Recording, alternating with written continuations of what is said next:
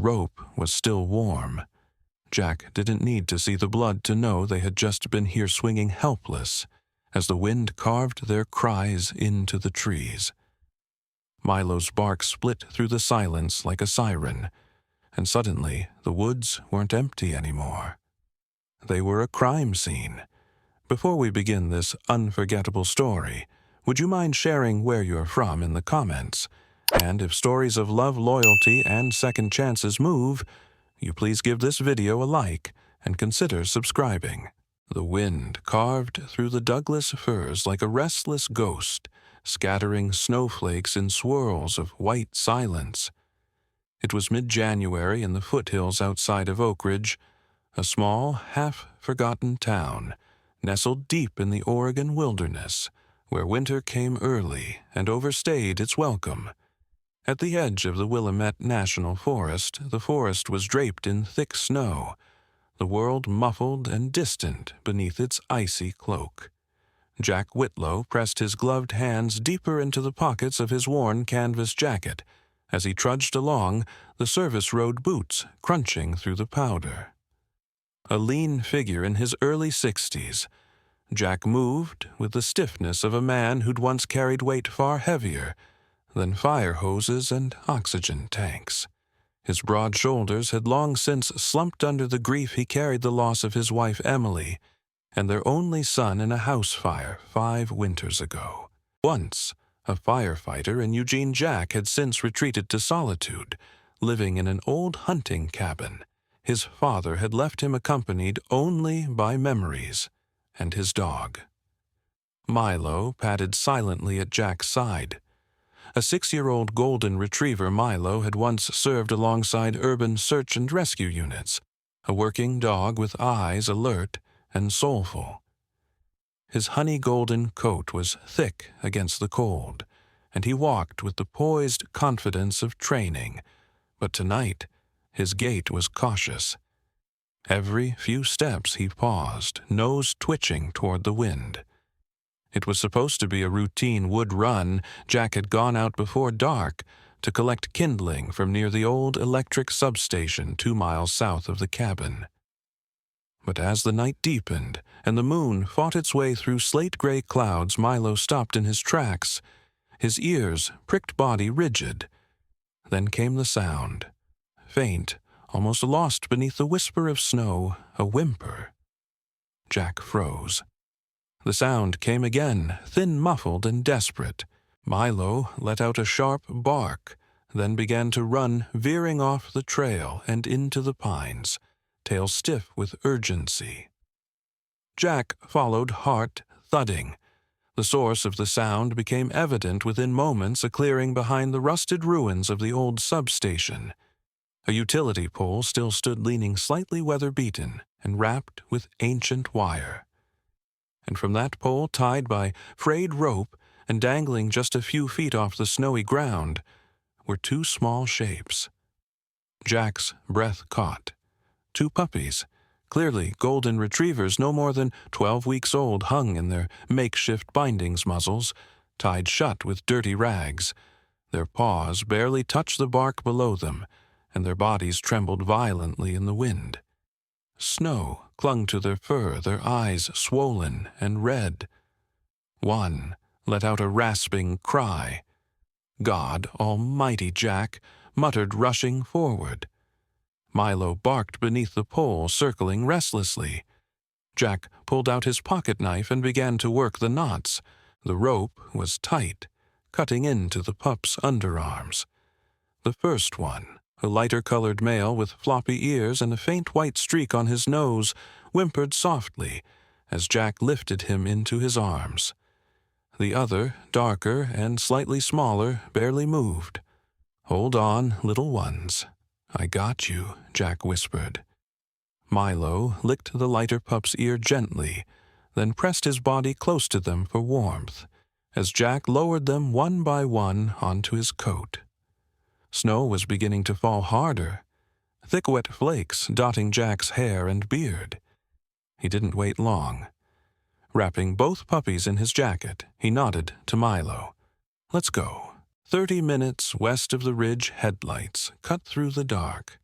A Ford Ranger parked along a quiet roadside turnout as Abigail Abby Rhodes killed the engine and stepped out clutching a notepad. Abby was 28 tall with sunburned freckles across her nose and a no-nonsense walk. She wore a Forest Service coat too large even over her thick sweater, and a wool beanie pulled over her dark auburn hair. She had grown up in foster care in Bend, Oregon, shuffling between temporary homes and shelters, and had found her calling not in people, but in places, wild places.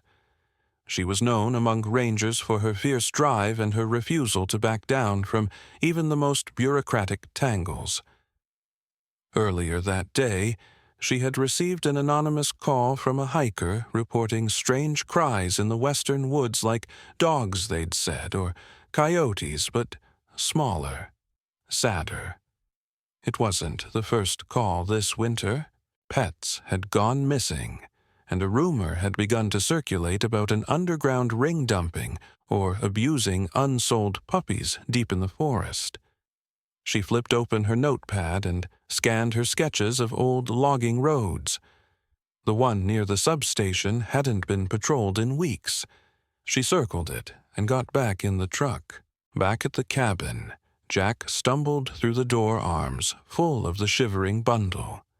He placed the pups near the fire on a wool blanket and worked quickly warm water rags honey mixed with a splash of condensed milk. Milo sat beside the pups, never leaving their side. The larger one stirred licking at the mixture Jack dabbed against his muzzle. The smaller one remained limp. Jack leaned back, hands trembling. "What kind of bastard does this?" he murmured. His voice cracked with more than just anger. The sight of their bodies swinging in the wind had rattled something loose inside him. Something buried since that final smoke-choked night in Eugene. As the fire crackled and the wind howled outside, Jack knew he couldn't sleep. Not yet. He would stay up with them, all night if he had to. Milo lay down beside the pups, wrapping his warm body around them like a shield. Outside, the storm deepened, but inside the smallest sparks of life began to flicker anew. The storm had settled into a steady rhythm by the time dawn ghosted its way through the frost-glazed windows of Jack's cabin. Outside, the Oregon woods remained buried in snow, the trees draped in white, like silent sentinels watching over the clearing. The cabin itself, an old structure built decades ago by Jack's father, groaned softly in the cold, its walls lined with wood planks that smelled of pine and age. Inside, the air shimmered with warmth from the fireplace which Jack had kept alive through the night with whatever dry logs he could find. The room was lit only by the orange glow of flames and the flicker of a kerosene lamp on the table. Jack knelt on a folded quilt beside the fireplace, his knees sore, but his eyes locked on the bundle of fur resting nearby. The two puppies lay curled together, their bodies trembling, but no longer rigid. The smaller one, darker in color, remained mostly still. Jack had tried to feed it using a soft rag soaked in warm milk and a touch of honey, but it had barely responded. The larger one, now named Sunny, because of the faint warmth in his coat, had stirred around midnight and begun to suckle weakly at the rag. There was a ring of torn fur and reddened skin around his neck where the rope had dug in. Jack had cleaned the wound gently with warm salt water, whispering comfort the way he once did to his son when he was sick with fever. Jack hadn't slept, not since bringing them in. He leaned back now, resting against the stone hearth. Milo lay at his side, pressed close to the puppies, his body curled protectively around them like a living blanket. His breath came slow and steady, golden fur rising and falling. Every so often he would gently nuzzle the weaker puppy, coaxing it closer to the warmth. Jack exhaled the air catching in his chest. "You're a better nurse than I ever was, boy." Milo lifted his head, ears flicking, as if acknowledging the compliment, then settled once more. Jack reached out and placed a hand on the dog's thick fur. The softness reminded him of the past of another golden coat, smaller, belonging to a puppy he'd once brought home to his son for his 12th birthday. That dog scout had died in the fire. So had everything else. But these two pups abandoned, freezing hurt, they had survived something, and they were here now, breathing in his living room under his care. He couldn't stop the rising emotion in his throat. The cabin, once a tomb of memory, felt different today. Across the forest, miles away, and just after sunrise, Abigail Rhodes crouched by a tree stump near the west entrance of the Timberline Trail, examining a cluster of disturbed snow. Her breath fogged before her face, and the morning light caught on the lenses of her glasses, which she pushed higher on her nose as she leaned in.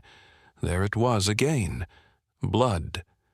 Just a few drops dark and half frozen against the crust of ice, but fresh. Beside it, the unmistakable imprint of a boot. Large male treads worn unevenly. Abby stood and scanned the forest one hand, brushing the radio on her shoulder. No signal this deep, but she still kept it clipped to her coat. Her other hand rested near the tranquilizer pistol at her belt, a recent addition after last season's run-in with illegal wolf traps. She moved slowly, eyes trained on the ground. 30 feet ahead, she found something more chilling, a wooden stake driven into the snow, with rope still attached and a smear of blood at the top. There were claw marks in the bark, fresh. She touched the stake and felt the coal creep into her glove. This wasn't a hunting post. It was a tether, and from the signs not one meant for containment, more likely abuse. Her jaw tightened. She'd seen makeshift setups like this before during a sting operation in Deschutes County. Dog-fighting trainers sometimes left young animals tied in the woods to toughen them up, conditioning them through starvation and fear. Others dumped unsold puppies in remote areas to avoid fees and paperwork. Her breath grew colder with each thought. "I'm not letting this one disappear," she murmured to herself. She knelt again, pulling a compact camera from her bag and snapping a series of photos. Then in her notebook she made a sketch of the area and marked the coordinates. She didn't know who was behind this, but she intended to find out. Back at the cabin, the fire had burned low. Jack fed more wood into it, then returned to check the pups. Sonny's eyes were open, now glazed, but aware his small paws twitching as he shifted. Jack smiled faintly and whispered, "You're a fighter, kid." The darker puppy, however, was still barely responsive. Jack reached for the rag and soaked it again in the warm milk mixture, gently bringing it to the puppy's lips. There was no reaction. He rubbed its side softly with 2 fingers, whispering, "Come on, little one. You're not going anywhere, not on my watch." Then a flicker. The puppy twitched. Jack leaned closer, heart rising. "That's it. That's it." A weak tongue flicked out. "Just once." "Good," Jack whispered. "You're not done yet." He named him then Copper after the old miner's dog his father used to talk about. The name suited him. Tough, stubborn, quiet strength. Jack sat back his shoulders, easing just slightly. He reached for his coffee, now lukewarm, and took a slow sip, eyes never leaving the pups. Milo looked up at him, then down at Copper and Sonny, and gave a single satisfied huff. The morning sun was struggling to pierce through thick, gray clouds as it climbed above the tree line outside Jack Whitlow's cabin. Snow still blanketed the clearing, though the wind had calmed. Inside, the cabin had warmed slightly. The fire now reduced to glowing coals, and a smell of scorched pine hung in the air. Jack stood at the window holding a battered mug of black coffee, his eyes drifting toward the woods beyond. The forest looked peaceful, but he had learned long ago that peace could be a lie whispered between storms. Behind him, the two puppies, Sunny and Copper, slept in a circle of warmth, wrapped in the folds of an old woolen quilt beside Milo. Sunny had begun standing and toddling awkwardly around the room, his limp still visible from the rope wounds. Copper, ever the quieter one, stayed curled close to Milo's chest, blinking slowly when Jack passed near. Jack turned back toward the fire, poked at the logs absently, then paused when Milo's ears twitched. A low growl vibrated from the retriever's throat as he rose to his feet and stepped toward the door. Jack frowned and set the mug down. He grabbed the small hatchet resting near the door frame, more habit than threat, and opened the door just a crack. Outside, two men stood on the edge of the clearing. They weren't local. The first man, tall and broad-shouldered, wore a dark denim jacket patched at the elbows and a baseball cap pulled low. His beard was thick and scraggly, and his stance too casual to be unarmed. His name, as he introduced, was Troy. He looked to be in his early 40s with a hawk-like nose and eyes that never stayed still. The other, younger by 10 years, stood slightly behind him. His name was Kenny, a wiry man with a narrow face and deep-set eyes.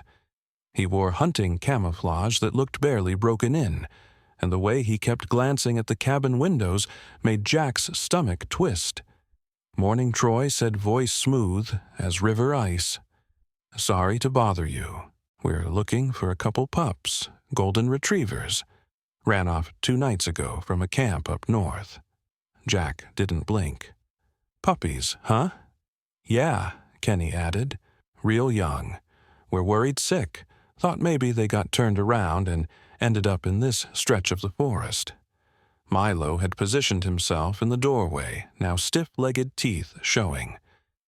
Jack placed a hand on his neck and stepped halfway outside, keeping the door angled behind him.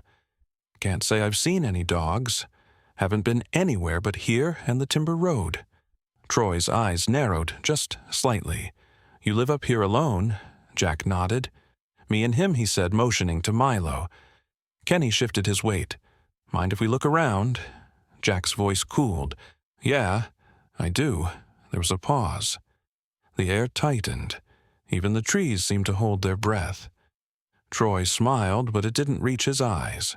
Didn't mean to cause trouble. Just figured if someone picked them up, maybe they'd do the right thing and give them back. "They'd be lucky to be out of your care," Jack said before he could stop himself. For a moment, no one moved. Milo snarled softly. Then, without another word, Troy gave a curt nod. "Let's go." They turned boots, crunching against frozen snow. Jack watched them walk down the slope and out of sight, not lowering the hatchet until the forest had swallowed them whole. Only then did he exhale and step back inside. He didn't speak for several minutes. Eventually, he knelt beside Sunny and Copper and checked their breathing. Both were asleep, oblivious. But Jack knew one thing for sure now. Someone had come back for them, and he wasn't about to let them go. A few miles east, deep in the thicker part of the woods, Abigail Rhodes sat on the back bumper of her truck headphones over her ears, eyes locked on the small receiver in her lap. The signal had come in faint and inconsistent, but she'd picked it up again just after dawn. Choppy, broken, but real. It had started as a hissing echo, then morphed into a clipped male voice. "Package, lost, North Sector, dogs, wait for pickup." She rewound the tape and played it again, scribbling the fragments down in her notebook. Her hands trembled not from cold, but from the weight of confirmation. This wasn't just animal dumping. Someone was organizing pickups and transfers. Coordinated. And she'd bet her badge they weren't dealing in rescue. Abby was determined, methodical by nature. She didn't act on instinct alone, but she trusted patterns. She remembered a case out of Utah where abused dogs were being moved across state lines under fake microchip data. Could this be part of something bigger? She stood and pulled her coat tighter. Nearby, her partner, a small brown mutt named Nellie, trained to detect scents from dogfighting compounds, was nosing around an old tarp, half buried in the snow. Nellie was 5 years old, short-legged, with a crooked tail, and a constant look of concern.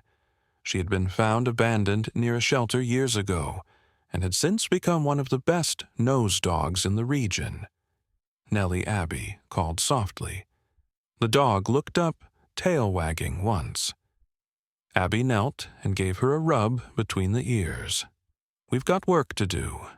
She packed her gear, circled the coordinates of the last signal spike, and marked the trail that seemed least traveled. If there were dogs out there living, or otherwise, she would find them. And if anyone was involved in selling or training them for fights, she'd make sure they regretted it. Back at the cabin, Jack bolted the door and placed a chair against it. He had no illusions of safety. Men like that didn't come wandering into the forest by chance. They were looking for something, or someone.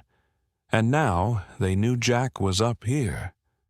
Milo sat beside the pups again, watchful ears, turning with every creak. Jack walked to the small trunk at the foot of his bed. It was old and worn, the brass latch dulled with time. Inside lay his emergency gear flares, an old radio, a revolver he hadn't touched in years. He lifted the weapon slowly, tested its weight, and sighed. He wasn't looking for a fight, but if they came back, they wouldn't find him unprepared. Then he returned to the fireplace and sank into the armchair. Outside, the snow had started again. The storm swept in like a predator. By late afternoon, the wind had risen to a shriek, sending walls of snow against the cabin, like waves battering a ship. The sky was an unbroken slate of white, and Jack could barely see the outline of the trees anymore through the frozen fog. He pressed a blanket against the lower crack of the front door, trying to keep the worst of the cold from creeping in. Outside, the snowfall had buried the trail completely. Any tracks, human or animal, were long gone. Inside the cabin was a world apart, but only barely. The fire had dwindled to glowing embers, and Jack was rationing the last of the firewood. He moved slowly, fatigue and cold settling in his bones. His breath hung visibly in the air. Milo curled tightly around the puppies in the far corner of the room. Sonny was stronger now, sitting up on wobbly legs and sniffing curiously at the blanket. Copper, smaller and more cautious, pressed himself close to Milo's side eyes, half closed. Jack had mixed their last portion of milk and honey earlier in the afternoon. He hadn't eaten himself since dawn. He knelt beside the fireplace, poked at the coals, then stood pacing slowly. They had maybe 12 hours of warmth left, if that. The storm had closed them in completely. No one was coming, except someone was. A sudden knock startled him, sharp. 2 raps. Jack grabbed the axe from beside the door, motioned for Milo to stay, and eased the door open an inch. A gust of snow rushed in, followed by a figure bundled in thick ranger green layers, face hidden beneath a frost-covered scarf and snow goggles. The figure pulled the scarf down as Jack tensed. "I'm not here to hurt you," the woman said, lifting both hands. She was tall, with auburn hair flattened by the hood, a chapped face, and serious eyes behind fogged-up glasses. Abigail Rhodes, age 28, ranger badge, half visible beneath her parka, stood calmly despite the wind. Jack blinked. "You're lost." "I'm not," she said. I followed the markers. She nodded toward the carved trees out past the snow line. "And I heard puppies. 2 of them. I think they belong to a case I'm working." Jack didn't speak. The wind howled again. Abby added, "But I don't think you're the problem. Can I come in?" A pause. Jack stepped back. "Just you." She entered snow falling off her boots in thick clumps. The cabin was small, one room with a cot, a table, and the faint smell of scorched wood. The temperature inside barely better than outside. And then she saw them. The pups, curled beside Milo like tiny lions, ribs still faint beneath their fur eyes, wide but trusting. Her breath caught. Jack watched her, pick them up 2 nights ago. Someone strung them up outside the old substation. Milo found them. Abby walked slowly to the corner and knelt. I thought they were dead. They almost were. Abby turned back toward him. You're not keeping them. I'm keeping them alive. There was no accusation in his voice, but there was weight. They stood silently, the storm thundering around them. Then she pulled off her gloves and sat on the floor near the fire, rubbing her hands. I won't take them. Not now. Not in this storm. Didn't think you would. Abby glanced around the cabin. You're low on wood, and food, and time. She opened her pack and pulled out a small emergency ration box. I've got some jerky trail mix, a thermal blanket, and some flares. She added, half smiling, not exactly Christmas dinner, but it's something. Jack looked at her again. There was something raw beneath her quiet exterior. Not fear, familiarity, like someone who had seen too much for someone her age. Why'd you come out in this? He asked. Abby hesitated, then shrugged. I heard something on the radio. Chatter. About Puppies' North Sector. Coordinates I recognized. I thought, maybe there was still a chance. You always take chances like this. Her mouth quirked. I was raised in foster care. You learn early that no one's coming unless you go first. Jack didn't reply, but something in his gaze softened. Abby took off her snow-soaked outer jacket and crouched beside the fire. She added some small sticks from her emergency tinder pouch and coaxed the embers back to flame. Jack watched as her gloved fingers worked swiftly practiced. She knew what she was doing. As the heat slowly returned to the room, the puppies began to stir again. Abby reached out, and Sonny sniffed her palm before licking it once. Copper stayed close to Milo, but his tail thumped once hesitant but real. They trust you, she said. I didn't give them a reason not to. Abby sat back, eyes settling on Jack. Why did you help them? A lot of folks up here wouldn't have. Jack hesitated. His voice, when it came, was quiet. I lost my son in a house fire. Years ago, he loved dogs. Used to say they were the only ones who ever really listened. When I found these two, he shook his head. Didn't feel like a choice. I get it, Abby murmured. I was one of those kids no one picked. I spent a year in a group home with 30 other girls. I used to sneak out just to feed strays behind the grocery store. She smiled faintly. I think I saw myself in them too. For the first time that day, the silence in the cabin was warm. The storm had broken by morning. What remained outside was a stillness that felt almost sacred. The trees, once howling with wind, stood motionless beneath a thick blanket of snow that sparkled faintly in the pale winter sun. Inside the cabin, warmth had returned not just from the fire, but from the quiet, exhausted peace that followed survival. Jack Whitlow stood by the front window, arms crossed, watching faint tire tracks vanish into the tree line where a Forest Service truck had recently driven off. For a moment, the world outside seemed untouched by anything human, just wilderness and the soft prints of deer that had wandered through during the night. Behind him, the cabin had become a haven. Milo lay on the floor, head resting between his paws, tail thumping faintly whenever Copper or Sonny shifted nearby. The puppies were stronger now. Sonny was chasing the edge of the quilt with playful bites, while Copper sat quietly beside the hearth, eyes alert, ears twitching at every creak of the wood. Abby sat at the small table, flipping through her field notebook and sipping weak instant coffee. She was no longer in her ranger uniform, just a simple flannel shirt and hiking pants, her auburn hair tied back loosely.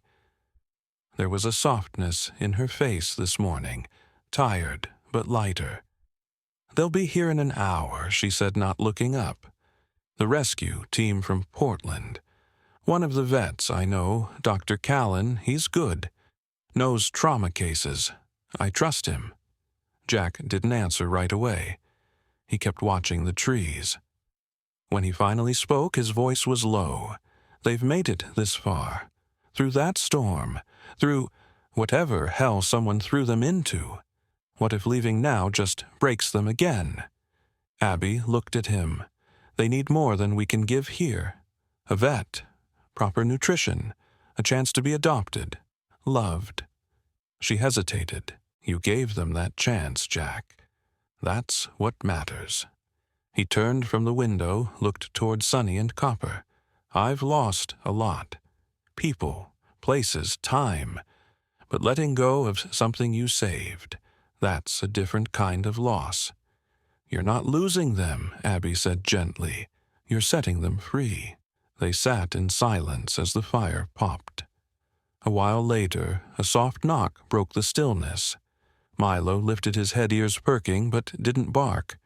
Jack opened the door to reveal a tall man in his late 30s, with kind eyes behind wire-rimmed glasses, his brown beard flecked with snow.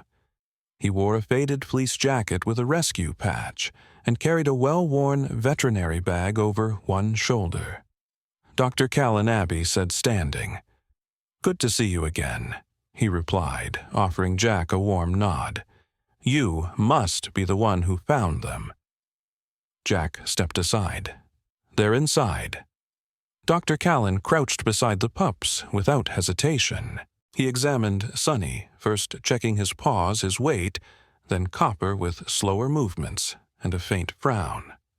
"They're doing surprisingly well," he said, tone impressed. "You gave them a real shot." Jack didn't speak.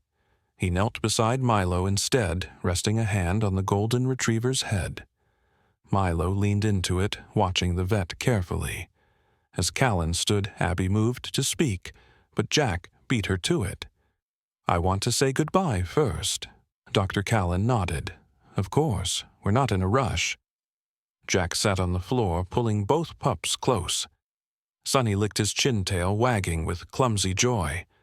Copper pressed his forehead against Jack's chest, unmoving. Jack closed his eyes.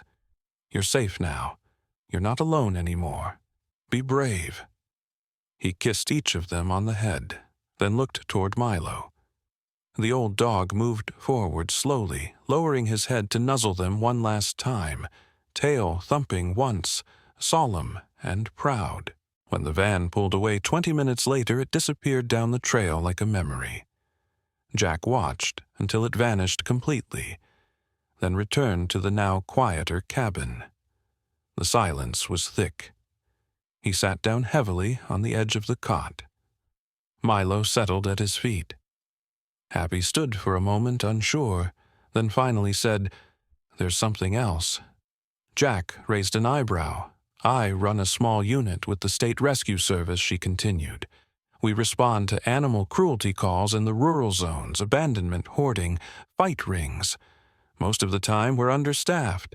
We could use someone like you, someone who doesn't hesitate." Jack looked at her, not with rejection, but weariness. "I'm not who I used to be." "I know," Abby said. "Neither am I." She stepped forward, placing a folded photo on the table. "That was taken last summer. That's Maple Ridge, our mobile shelter. We're starting a second outpost farther north. We're looking for field hands, not saints." He didn't answer. She nodded. Once, then opened the door. "Think about it." She left. The door clicked softly behind her. Jack sat for a long time. At some point he rose, opened an old drawer in the nightstand, and pulled out a dusty photo frame. His wife Emily and his son Tyler grinned from the center. Emily's arms wrapped around the boy, and the boy's arms wrapped around a young golden retriever, Scout. He set the photo next to Abby's picture on the table. Outside, the snow was beginning to melt in slow, reluctant drips from the roof. That evening, he took the tarp off the old generator shed behind the cabin. He cleared space for Cage's crate storage. He swept the dust from the corners and opened the broken skylight to the air. The next morning, a new sign hung crookedly above the shed door, hand-carved from Pinefield Station, Jack and Milo. Sometimes the greatest miracles come not in flashes of light or grand revelations, but in quiet acts of compassion, rescuing the helpless, choosing kindness over comfort, and opening your heart even after it's been broken. Jack didn't set out to be a hero. He simply listened to that still small voice, the one we all carry deep inside us, that told him to do what was right, not what was easy. And through that, lives were saved, including his own. In our everyday lives, we all pass by things that seem too small to matter: a stray animal, a lonely neighbor, a cry no one else hears. But those moments are often where God speaks loudest through the storm, through the silence, through us. Jack's story reminds us that healing can begin with a single step of mercy, that even in the deepest snow warmth can be found again. If this story touched your heart, share it with someone who needs a reminder that hope still exists. Leave a comment below with your thoughts, or just type Amen if you believe in second chances. And don't forget to like, subscribe, and pray that God continues to bless those who choose kindness, even when no one is watching. Let's fill the world with more stories like this, one act of grace at a time.